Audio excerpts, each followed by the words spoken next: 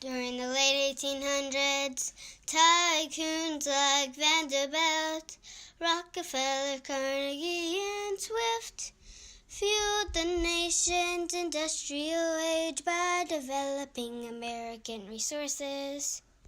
The poor generally remained poor during the Industrial Revolution, but a few ambitious men made huge fortunes. When they had an idea to make more money, they did whatever it took to get rid of their competition. Some people thought they were greedy, and others thought they were just very smart. Cornelius Vanderbilt was already rich from his control over steamboats, but he saw that railroads were the next big thing and used all his money to build tracks across America. Andrew Carnegie, a smart and hard-working steel mill worker, saved enough money to buy several ironworks and went on to build the nation's largest steel plant. John D. Rockefeller took a friend's idea of turning oil to petroleum, of heaters and lamps, to begin the Standard Oil Company.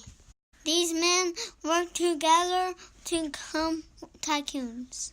These extremely rich business owners also gave away a lot of their money to libraries, concert halls, museums, universities, and hospitals. They believed that they had a responsibility to use their wealth wisely and generously to bless society. They also created millions of jobs for Americans. They helped Americans believe that hard work could lead to prosperity. Our family got to go to the Biltmore estate in Asheville, North Carolina. The Biltmore estate was built by one of Cornelius Vanderbilt's grandsons. George Washington Vanderbilt visited Blue Ridge Mountains when he was a kid. When he got older, he wanted to build a mountain house, his little mountain escape. The Biltmore estate took 6 years to build it. Such a large project that they had to have their own woodworking factory on site. Also, they had to make all their own bricks on the property. Over 32,000 bricks a day. A railroad was constructed just to bring supplies to the property. Over 1,000 men worked on the project every day.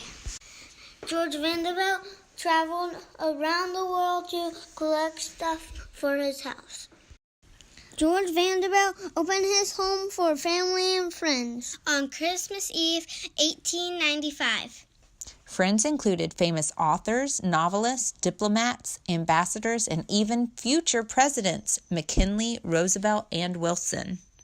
In 1898, he married Edith Dresser in Paris and came back to live in the Biltmore. They had a daughter named Cornelia, who was born in 1900 in King Louis XV's room. George Vanderbilt died in 1914. He and Edith had been trying to sell some of their land before he died. Edith sold 87,000 acres to the U.S. government for $5 an acre, but the agreement said that the land must not be used to build upon. Today, this land is the Pisgah Forest. Cornelia Vanderbilt got married in 1924 to John Francis Amherst Cecil, and they had 2 boys. In 1930, John and Cornelia opened their home to the public to increase tourism to Asheville during the Great Depression. In 1942, they closed the Biltmore estate because of World War II. Priceless paintings and sculptures from the U.S. National Gallery of Art were moved from Washington, D.C. to the Biltmore to protect them. To this day, George Vanderbilt's great-grandson, William A.V. Cecil Jr., owns and oversees the operations of the estate. The Biltmore estate had 250 rooms. This includes 35 bedrooms, 65 fireplaces, and 3 kitchens. Most homes in America did not have an indoor bathroom. The Biltmore estate had 43. Although most estates during that time still did not have electricity, heating and air, or elevators, George Vanderbilt made sure that his estate had all of these. The tour began in a beautiful marble entrance hall in the winter garden. The garden had a glass ceiling, and the statue, it was a boy, and it was stealing geese. Next, we went to the banquet hall. This room is where they had big dinner parties. Up to 38 people could eat their dinner table. During the party, someone would play the organ that was located in the top corner of the room. Most times, the family would have 7 to 10 course meal together at a small table near the 3 fireplaces. Next was the breakfast room where they eat breakfast and lunch. Pictures of the family hang on the walls in this room. The salon, or the formal sitting area, was heavily inspired by the French style during that time. The ceiling looks like cushions. Next was the music room, which had a very old piano and a very neat-looking ceiling. There was also a glass case of 12 porcelain statues and 12 candlesticks that had been given to the Holy Roman Empress of Austria and the Queen of Germany in the mid-1700s. Next, we walked down a long, wide hallway called the Tapestry Gallery. It had 3 huge wall tapestries made in the 1530s. It looked like they only had Latin words. In this hallway, there were also very large paintings of the Vanderbilt family. The library room is my mom's favorite room. George Vanderbilt loved books. He had 23,000 books in 8 languages. They said he read several books a week. Over 10,000 of his books are displayed in his library. Almost all of them are leather-bound, and some of them were huge. There was a spiral staircase on the corner of the room to get to the 2nd floor. On the first floor, there was a rolling staircase. The furniture in the room did not look very comfortable. It was from the Baroque period, so it was special. On the ceiling was a painting done by a famous artist that used to hang in a palace in Italy in the late 1600s. I like a big globe in the corner of the room. We saw George Vanderbilt's chess set, which used to belong to Napoleon Bonaparte. When we went to the 2nd floor, we took the spiral staircase made of marble. First, we got to see the 2nd floor living hall. In this area were 2 large paintings of the men responsible for building the Biltmore estate and the gardens. On the left was architect Richard Morris Hunt, and on the right was the landscape architect Frederick Law Olmsted, who also designed Central Park in New York. These paintings and many other family paintings were done by the famous artist John Singer Sargent. There were several other paintings in this area that seemed pretty important. Mom likes the one family portrait of the Vanderbilt family and their New York house. Next was George Vanderbilt's bedroom. His walls looked like gold, and all the furniture was dark red. The furniture was Portuguese-inspired and very unique to the other furniture in the house. The carvings on his dressing table were very detailed. We also noticed his clock.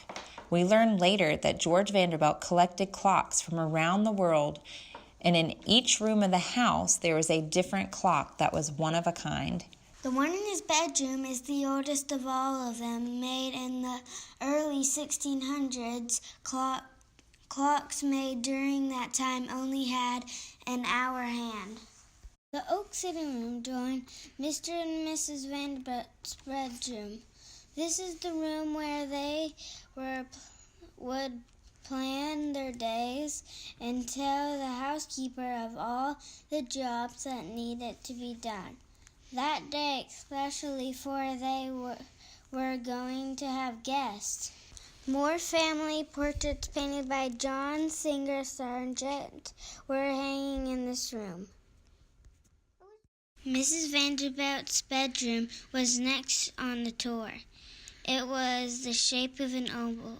It looked like it was made of black and gold lace, but we found out later it was actually a purple fabric.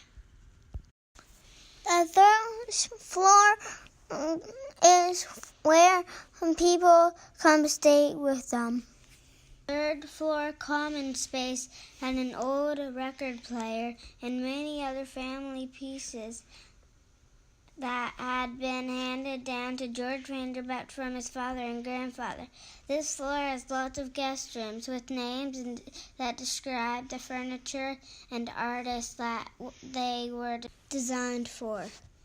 The most famous room on the third floor is the Louis XV room. Many of the rooms in the house were inspired by the style of this French king. The Louis XV room was where Edith had her daughter Cornelia and where Cornelia had both of her sons. The fourth floor has 21 bedrooms. They were used for housemaids, laundry maids, and other female servants. Male servants could not stay in this part of the house. The tour did not allow us to go to the fourth floor, but we did get to ride the elevator all the way back to the main floor. It was fun and dangerous, and we had to watch that our fingers did not get in the way or we would get hurt. Next, we went down into the basement of the house. There were two parts to the basement, the recreation part and the servants part. We walked down a large stone hallway. We passed quickly through the Halloween room, not even realizing that there was a beautiful mural on the wall painted by the family. We definitely did not miss the bowling alley or the swimming pool, though. What amazed us was to think that not only did they have a swimming pool in their house, but that it was heated and it had underwater lights. This was absolutely unheard of during this time. They also had their own gym. Down the hallway were dressing rooms for the men and women to change into appropriate clothing since people could not run around in their bathing suits during that time period.